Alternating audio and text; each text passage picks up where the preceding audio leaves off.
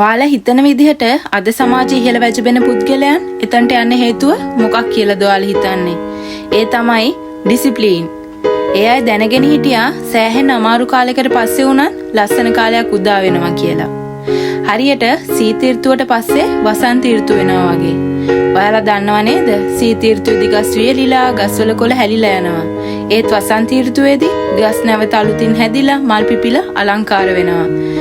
හැබැයි වසන්ත ඍතුවේ ලස්සන බලන්න නම් අපිට සීත ඍතුව දරා ගන්නම වෙනවා. ඉතින් අපේ ජීවිතෙත් ඒ වගේ නේද? සෑහෙන අමාරු කාලයකට පස්සේ තමයි ලස්සන කාලයක් වුණත් උදා වෙන්නේ. අපේ ජීවිතේට ලැබෙන ලස්සන කාලේ උදා කරගන්න නම් අපිට සිද්ධ වෙනවා අමාරු කාලේ ගෙවා දමන්නම. කොටිම කියනවා නම් ස්වභාව ධර්මයෙන් පවා අපිට කියන්න උත්සාහ කරලා තියෙන්නේ ඒ දෙයම නේද?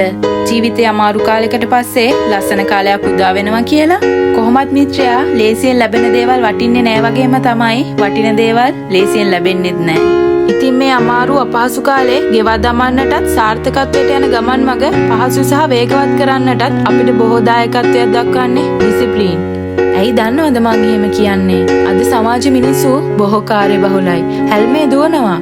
බොහෝ වෙලාවට සෑහෙන පීඩාවන් දරාගෙන ජීවත් වෙන්නේ. මේ දේවල් එක්ක ජීවිතේට ලොකු මහන්සියක් දැනෙනවා. වැඩ කළා ඇති හිතනවා. සමහර වෙලාවට අපි කරන වැඩවල ප්‍රතිඵල එන්න පරක්කු වෙනකොට මේ කිසිම දෙයකින් වැඩක් නැහැ කියලා හිතෙනවා. අතාරින්න හිතෙනවා. ඒත් දන්නවද මේ හැම තැනකදීම අපිව වැටෙන්න නොදී දරාගෙන ඉන්නේ අපි පුරුදු කරන ඩිසිප්ලින්. එහෙම නැත්නම් විනය.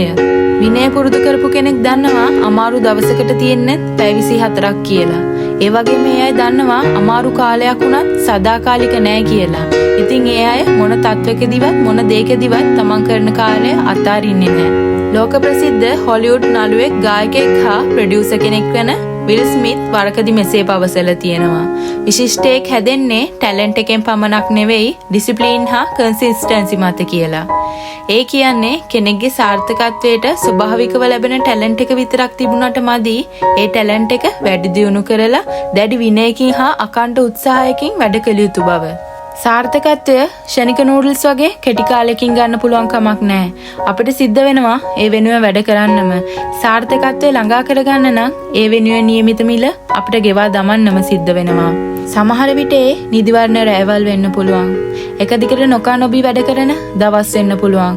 ඔයාලගේ යාළුවෝ විනෝදචාරිකා යනකොට ඔයාට ඔයාගේම ගෙදර ඔයාගේම කාමරයට වෙලා ඔයාගේ හීන පාට කරන්න කන කට්ට වෙන්න පුළුවන්.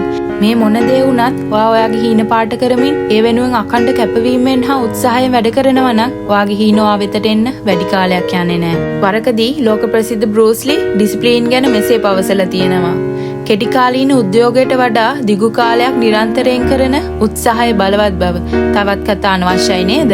දැන් ඔයාලට ප්‍රශ්නයක් ඇති නේද? ඩිසිප්ලින් එහෙම නැත්නම් විනය හදාගන්නේ කොහොමද කියලා. මෙහෙමයි. විනය හදාගන්න අපිට දවසෙන් දෙකෙන් බෑ. විනය හැදෙන්නේ අපි අඛණ්ඩ වේදේ පුහුණු කිරීමෙන්. මම උදාහරණයක් කියන්නම්. ඔයා හිතන්න ඔයාට කෙට්ටු වෙන්න ඕනේ කියලා. ඉතින් අපි ඒකට මොකද කරන්න ඕනේ? හොඳ පෝෂණීය ආහාර රටාවකට හුරු වෙන්න ඕනේ. දවස ගානේ ව්‍යායාම කාලයක් වෙන් කරන්න ඕනේ. මේ දේ අපි දවසක් දෙකක් සතියක් කළා කියලා අපිට ප්‍රතිඵල ලැබෙනවද? කොහෙත්ම නැහැ. හැබැයි මේ විදිහට අපි සතියක් දෙකක් මාසයක් මාස 6ක් එක දිගට අඛණ්ඩව කළොත් අපිට හොඳ සාර්ථක ප්‍රතිඵලයක් ලබා ගන්න පුළුවන්. ඉතින් විනයත් ඒ වගේ. දවසෙන් දෙකෙන් අපිට හදාගන්න බෑ. හැබැයි අපි අඛණ්ඩ උත්සාහ කරොත් බැරිත් නෑ. විනය පුහුණු කරන්න පොඩියට පටන් ගන්න. හීන වෙනුවෙන් මහන්සි වෙනකොට අපිට පුළුවන් විනය යොදා ගන්න. ඔතකොට මහන්සි හිතුනහම වැඩවල ප්‍රතිඵල එන්න කල් යනකොට අපිට හිතෙන්නේ හීන අතාරින්න. සාර්ථකත්වයට යන ගමන් මඟ වේගවත් කරන්න සහ කාලය අඩු කරගන්න අපිට පුළුවන් ඩිසිප්ලින් යොදා ගන්න. දැම්ම පටන් ගන්න විනය පුරුදු කරන්න. අතාරින්න හිතුනහම අතාරින්න නෙවෙයි. කොහොම හරි පටන් ගත්ත දේ කරනවා කියලා දැඩි අරමුණකින් වැඩ කරන්න.